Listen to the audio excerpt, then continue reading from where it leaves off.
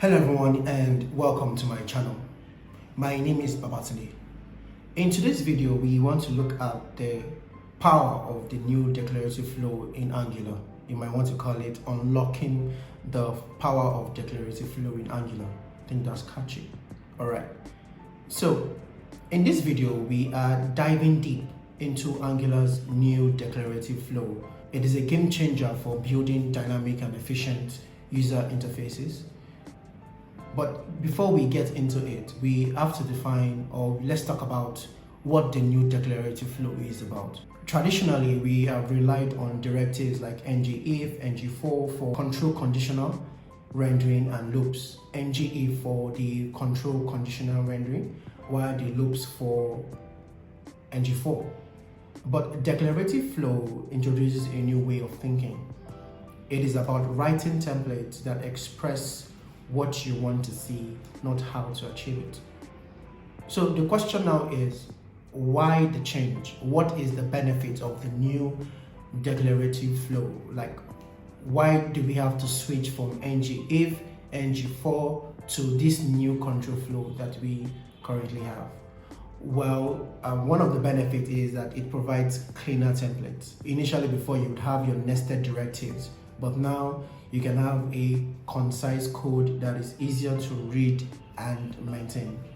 Another benefit is the enhanced flexibility. So you can build your custom control flow logic that perfectly suits your need without being constrained by predefined directives.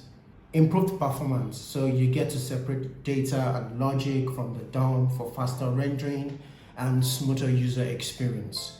Another one is enhanced maintainability. Clearer code means easier updates and fewer headaches down the road.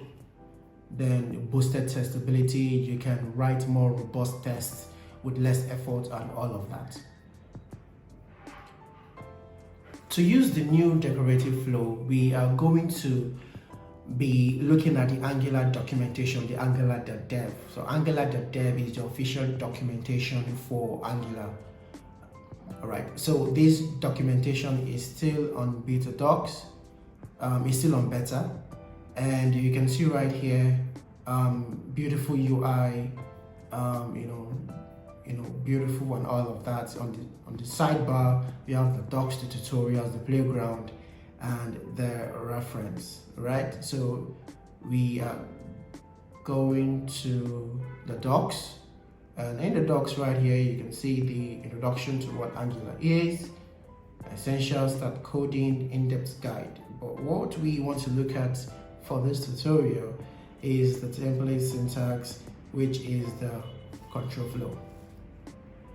All right, right off the bat, you can see that the built-in control flow, Angular template supports control flow blocks that lets you conditionally show, hide, or repeat elements. On this page, you can see the if for the conditionals, the for the repeaters or loop, and then the switch for selection. Okay, and then we have the if block conditionals. So basically, it's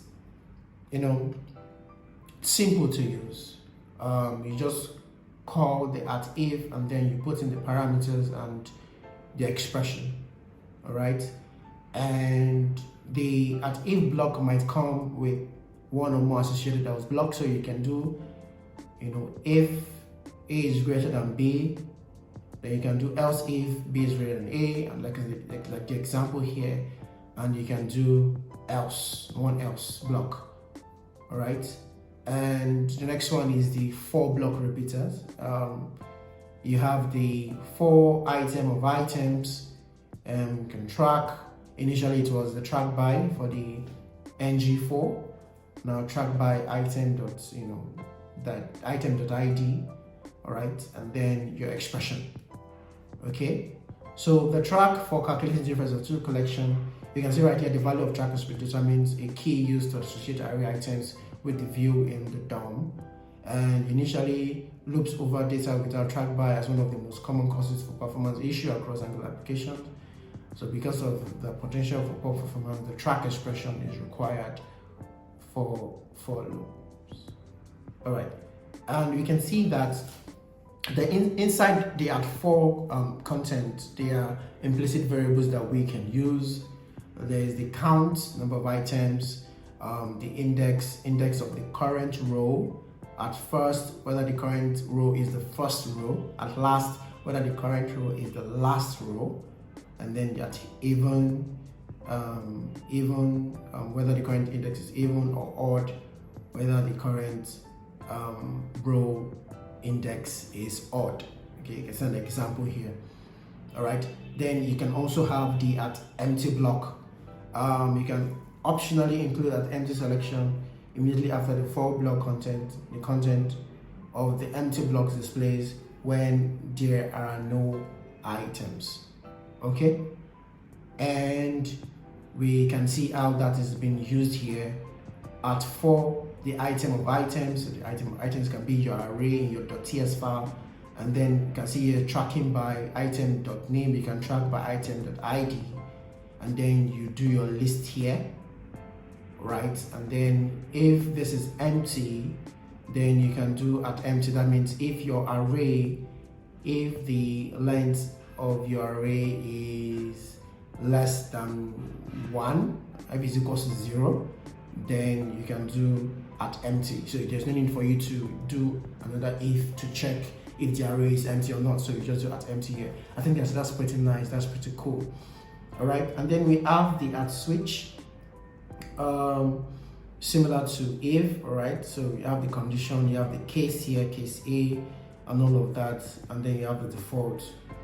All right, so the value of the conditional expression is compared to the case expression using the triple equal operator, and then you have the default and all of that. So the built-in control flow and the ngIf and the switch for structural directives. All right, so this basically just replaces the ngIf for the @if, the ngSwitch for the @switch, and the ngFor for the @for, making your code reusable, cleaner, and all of that.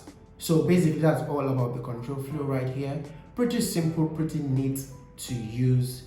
And in coming days we'll be looking at all of these templates and syntax. Next we'll be looking at the differentiable views. For our next video we'll look at differentiable views, how to use it, and then hopefully we get to build a full-blown application using all of these new features for the Angular version 17. That's all, folks.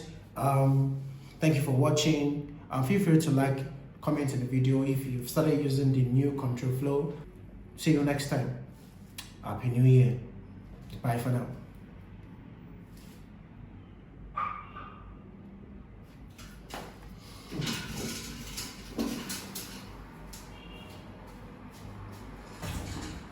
Hello everyone, and welcome to my channel.